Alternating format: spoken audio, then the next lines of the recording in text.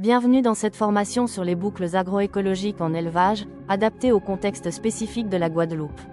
Aujourd'hui, nous allons découvrir comment transformer les effluents d'élevage en véritables ressources pour votre exploitation agricole.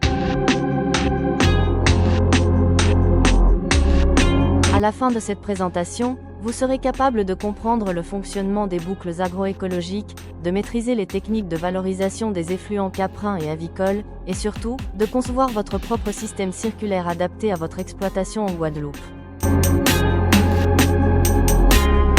Une boucle agroécologique, c'est un système intelligent où rien ne se perd. Les déchets d'une activité deviennent des ressources pour une autre. En Guadeloupe, cela signifie transformer les effluents de vos élevages en compost de qualité pour nourrir vos cultures. C'est l'économie circulaire appliquée à l'agriculture tropicale. Trois acteurs principaux composent cette boucle vertueuse. L'élevage qui produit des effluents riches en nutriments, le compostage qui transforme ces matières organiques en amendements stables, et enfin les cultures qui bénéficient de cet engrais naturel pour produire des aliments de qualité. C'est un cycle continu et autonome. Commençons par l'élevage caprin, très présent en Guadeloupe. Les chèvres produisent des déjections particulièrement intéressantes. Riches en azote, phosphore et potassium, elles constituent une matière première de choix pour le compostage. Leur fumier est moins humide que celui des bovins, ce qui facilite sa gestion sous climat tropical. La gestion des effluents caprins suit 4 étapes essentielles. D'abord, la collecte quotidienne dans les aires de stabulation. Ensuite, le stockage temporaire à l'abri des pluies tropicales. Puis vient le compostage proprement dit, qui dure 2 à 3 mois. Enfin, l'épandage sur vos parcelles au moment optimal. Chaque étape compte pour obtenir un compost de qualité.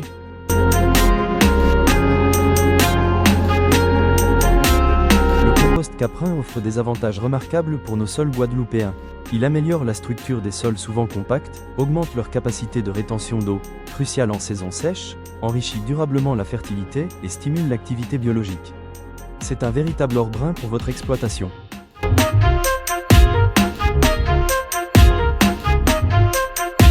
Passons maintenant à l'élevage avicole. Les fientes de poules sont encore plus concentrées en nutriments que le fumier caprin. Elles contiennent jusqu'à 3 fois plus d'azote, ce qui en fait un fertilisant très puissant.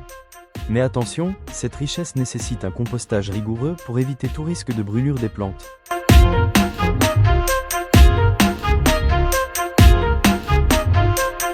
Le compostage des fientes avicoles se déroule sur 9 à 12 semaines. Les 2 premières semaines, c'est la phase thermophile. La température monte jusqu'à 70 degrés Celsius, éliminant pathogènes et parasites. Puis viennent les retournements réguliers pour aérer le tas. La maturation se poursuit jusqu'à obtenir un compost stable, sombre et odorant comme la terre. Patience et rigueur sont les clés du succès.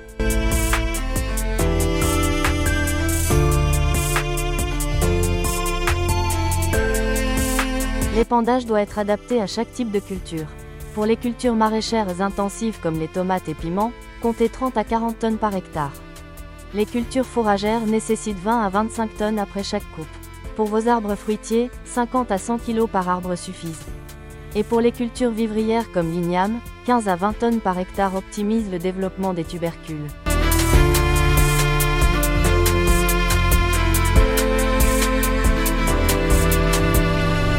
Regardons maintenant les chiffres concrets. Sur un hectare de culture maraîchère, la fertilisation organique permet d'économiser jusqu'à 2 500 € par an en intrants chimiques. Certes, le temps de travail augmente légèrement, mais les rendements restent équivalents voire supérieurs. Au final, c'est 40% d'économie sur vos coûts de fertilisation. Au-delà de l'économie, les bénéfices environnementaux sont impressionnants. 65% de réduction des émissions de gaz à effet de serre, 80% de diminution du lessivage des nitrates vers nos nappes phréatiques, 45% d'amélioration de la biodiversité du sol et 30% d'augmentation de la capacité de stockage du carbone. Votre exploitation devient un acteur de la transition écologique. Attention toutefois aux contraintes. Le compostage demande de l'espace et du temps. Il faut respecter les distances réglementaires avec les habitations et les cours d'eau. La manipulation des effluents nécessite des équipements de protection. Et surtout, il faut surveiller la qualité sanitaire du compost, particulièrement sous climat tropical où les pathogènes se développent rapidement.